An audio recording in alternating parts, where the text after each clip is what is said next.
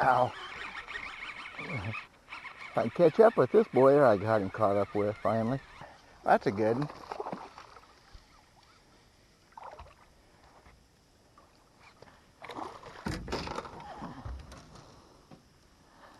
Not a great one, but a good one. On the chatterbait again.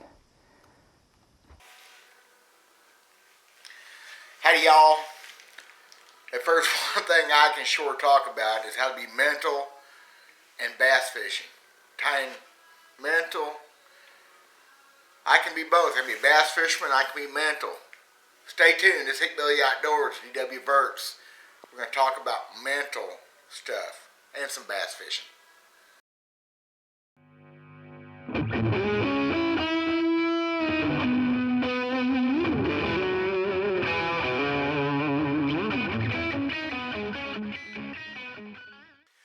Well, it's sure enough turning into winter time here in central Missouri. Got me thinking something to talk about in a video. Off-season rambling, you might call it. Please stick around for a few seconds to see if this makes sense to y'all.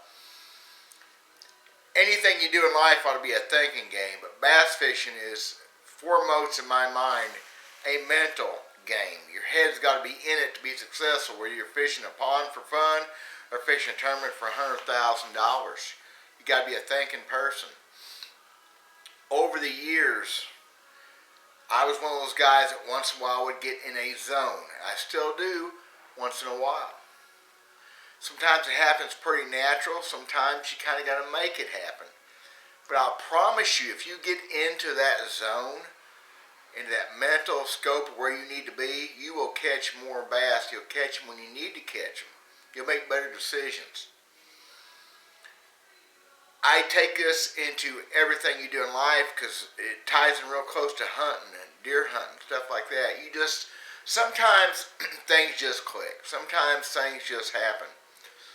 So as far as deer hunting is concerned, if you've deer hunted very long, you've been in a situation where your tree stand or blind or whatever, and it's quiet, maybe, squirrels, turkeys, whatever. Maybe it's a few deer moving around, and all of a sudden you go, huh?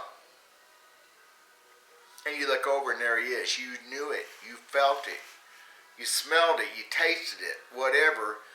If it hasn't happened to you, you haven't deer hunted very much, I don't think. It's happened to me too many times.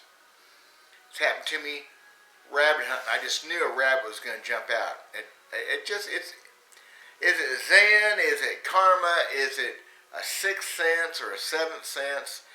Who knows? Who cares? I don't argue it. I don't fight it. Matter of fact, you don't want to fight it, especially when it comes to fishing. Over the years, especially when I was tournament fishing and guiding, I would be fishing along, maybe struggling, maybe not, but something would just go click. You go, huh? Or, hey, it's time to go over to that bank. Or it's time to make a move up a lake. And not arguing with yourself on those things. Going with the flow, rolling with the changes. There is something that happens that you need to be able to tap into. Everything you do in life is this way, I'm sure. But I'm talking fishing, hunting, outdoor pursuits. It's just amazing. You can kind of make this happen. It's a mindset. You take tournament fishing, or maybe fishing in general, or deer hunting, you're in a hurry to go. You're in a hurry to get there. You're in a hurry to get started. Sometimes you're in a hurry to get done. You got to get out of that hurry thing. You have to take a deep breath once in a while and go, just and soak it in. Listen to the birds. Listen to nature is a truthful, real thing. Rick Clunn used to talk about it all the time. I know guys that have went to survival classes to get more in touch with nature and more in touch with themselves, hoping it would help their fishing. I don't think it ever hurt their fishing, although learn how to eat big white juicy grubs that you found underneath the log is not my idea. You failed your survival class if you had to do that, okay? But getting in touch with the Zen, the oneness, there's all kinds of meditative type things, but fishing for me, the whole outdoors for me, but bass fishing in particular, is a meditative, spiritual experience. you need to try to get to that level every time you go. If anything, it makes you have a more enjoyable experience. If you're fishing a pond off a bank, getting in touch with yourself and nature and feeling what's going on. I've had times I was catching fish. You know what? Story, I tell too many stories.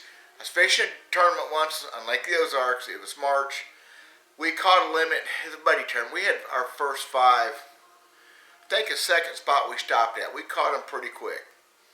Just 5 for 10 pounds. Just solid keeper, 15-inch Missouri bass. Cool. March, 39 to 44 degree water. Who knows? It was some cold water. And we went to the next pocket or two that was kind of like it. And I think we caught one fish for a few ounces. But the sun was coming. The sun was coming up. It was getting nicer, and I remember going, we need to be so and such. And I'd never been to so and such. It felt right. 1.5 miles across the lake, maybe. We caught 2 of those fish with 5-pounders. Went several hours during the day. I don't think we had another call. We had a nice string of fish. We had 17, 18 pounds of fish. Maybe a tournament winning bag, pretty close. We run down the lake, and I don't know. I just looked over there and said, I turned the boat. Hadn't fished this holler in a long time. We called all but those 2 5-pounders in a matter of minutes. I don't know what made me do that. If I would have argued with that, we had time, of course, but if I'd have argued with that, we wouldn't have caught those fish. We probably would have won the tournament. I think we won by like 7 pounds. Had 26 pounds, 25, 5, whatever. I didn't fight it. I didn't argue with it. And the same thing goes, anything I do in the outdoors, you roll with the flow. It is a mental, spiritual experience. If it's not, good for you. I'm just telling you, and there's a lot of professional bass fishermen, a lot of professional hunters who are way better than I ever was that will back me up on this. Get a little spiritual, get a little mental, learn how to get in your game. You can make it happen. Slow down, deep breath, take a little break and think. Think about what you've done in the past. Think about, visualize. I can do videos on visualization. Visualize yourself winning, catching tournament fish, catching the biggest bass of your life, getting the biggest buck, killing a deer, period, whatever. Visualization is huge, because if you can visualize yourself doing it, you can make it happen. So yeah, it's a spiritual yin yang, whatever, I don't know. Do I look like a spiritual person? I hope I do. Got the old Dalai Lama beard going. Guys, that's all. I try to think of something to make this interesting for folks. There's a few people who are going to listen and pay attention. Hey, I tell you, I've been talking to one of the guys from Maryland who watches this channel, typing back and forth about trap shooting. Boy, there's a place that spiritualism took me, zen, getting in the moment, getting in the zone. Probably saw that more in competitive trap shooting than anything I ever did. Made stuff like that happen. I actually won big trap shoots and did real well in them. Man, talk about getting in the middle of the game and focusing and knowing when to concentrate, when not to concentrate, when to take a break.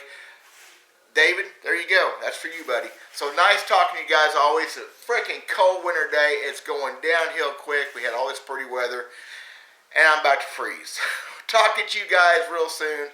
Hope y'all like this. If you do, subscribe. I'm trying to come up with good content. It's winter time. It's plumb nasty now. And I'm going to be in with the wood heat. Hopefully a few customers in my restaurant here in a couple hours. God bless you guys. I'm Dale Verts.